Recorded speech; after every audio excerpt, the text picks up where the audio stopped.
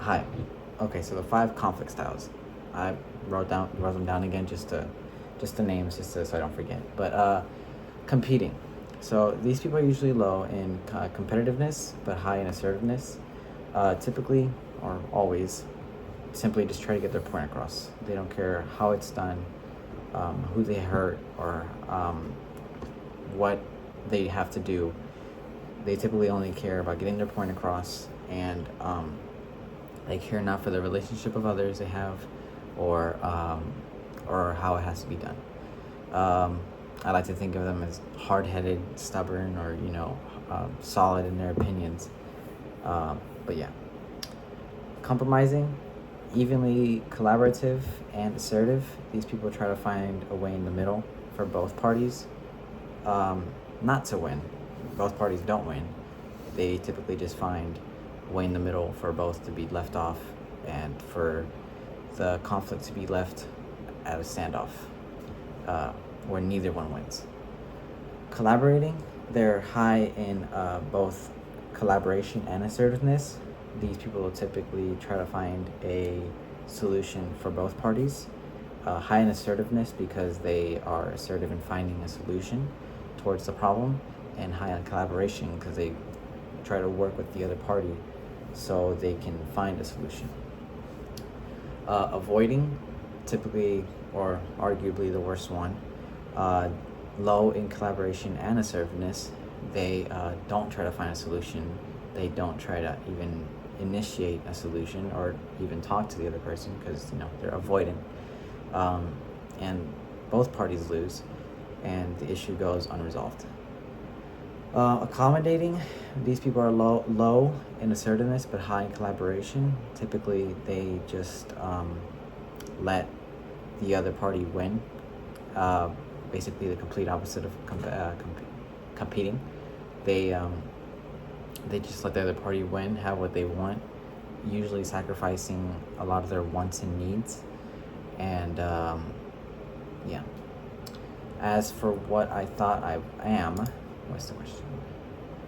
I think my dominant style is. Well, I put competing and collaborating. I feel that I am a competing conflict style from my dominant one, because usually I can be pretty hard-headed if I know I'm correct, or if I know I want it this way, or I know it can be done this way. I'm usually very stubborn, and I want it done this way, I want it that way, because I know it's right, I know it's the easiest way. It might not always be right, sometimes I'm not, but just because I'm stubborn, I see it that way, and I want it done that way. And my second one is collaborating, because if I'm not right, or if it's a situation where it's not right or wrong, it's just where a solution has to be found, usually I'm pretty open to collaborating with others to find a solution. But yeah. And after I took the test, I saw I was an owl for my first one, which is collaborating, so switched. It's funny. I was an owl for my first one, and a bee for my second one, my secondary conflict style, compromising. Did it surprise me? I think yes, because I'm surprised I didn't see competing. Competing was actually my lowest score, I think at like 9. So I was a little surprised because I'm pretty stubborn. That's pretty weird. But it also doesn't surprise me a lot because collaborating is still there. So and I think, okay, well, I do see myself very collaborative, and compromising. I thought about it a little bit, but I do think I can try to compromise a lot. Sometimes when a situation is too difficult or too complex, I just say, you know what, whatever, forget it. Let's just forget it, type of thing. The fourth question was, summarize the video. So, the video to me was started off with her talking about how her conflict style is, which is avoidant, and she gave 3 ways that she tries to better her conflict styles and communication. The first one being trying to see it from the other person's point of view. The second one was, what do they want out of the argument, the conflict? And the third one is, what are they even arguing about? What is even being argued about? Is it even worth it? And the end of the video, she talks about how past trauma has led her into that conflict style, and how how past trauma has led to that conflict style, and how she is trying to do better to change it, and for her daughter as well. I understood the video, I swear. It's just I'm trying to wrap it in my head. But what are two powerful things I chose? I really relate to her saying that she likes to avoid the problem, even though I know it wasn't part of my my test results or whatnot, my survey results. But sometimes I do avoid the problem. I think I avoid my personal problems a lot. Like if I know I need something, I need to do something like homework, or I need to do this or do that, I tend to avoid it. Or if I know somebody is wrong and I feel strongly about it, I usually at work, because if it's personal level, like a sibling or a parent or something, I will speak up. But usually at work, I tend not to speak up, as to not be disrespectful or come off as disrespectful, or to not come off as, cocky or smartass in a way, which can be how I speak, but I relate to that. And I also relate to how she said, what is there to get out of the conversation?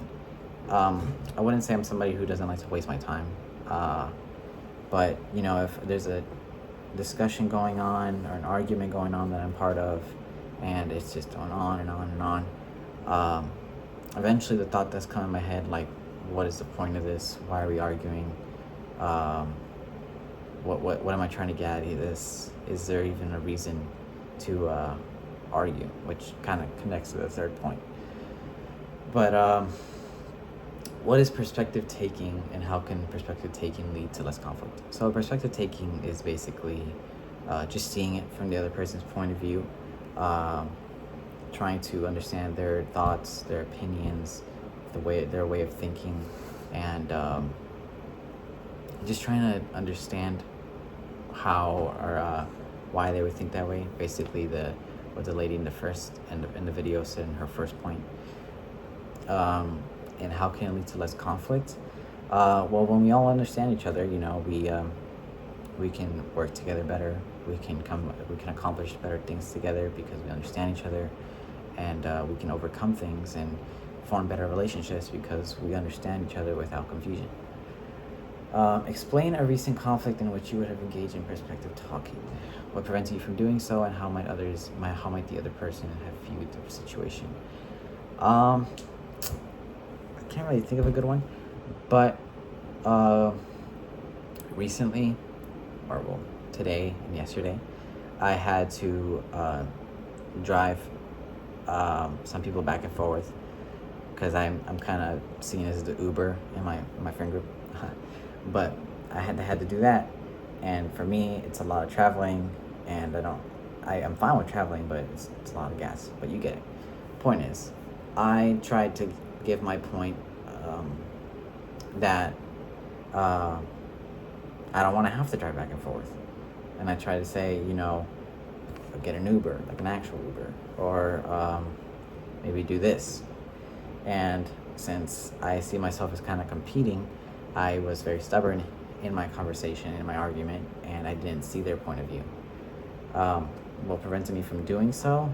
Well, plain and simple, I just didn't want to have to use all my gas in my car going back and forth across town to take them where they wanted to go. Even though they really needed my help, and in the end I did it. At the beginning I was very stubborn on, I don't want to have to drive this way and that way back and forth using all my gas, and that prevented me from seeing they needed my help, and they had no ulterior way of getting help. How might the other person have viewed the situation, reason for the conflict? Well, like I just said, they had no other way. They had no other way to get help. They needed my help, and you know, that was the only way that they could get across town with my help, and yeah.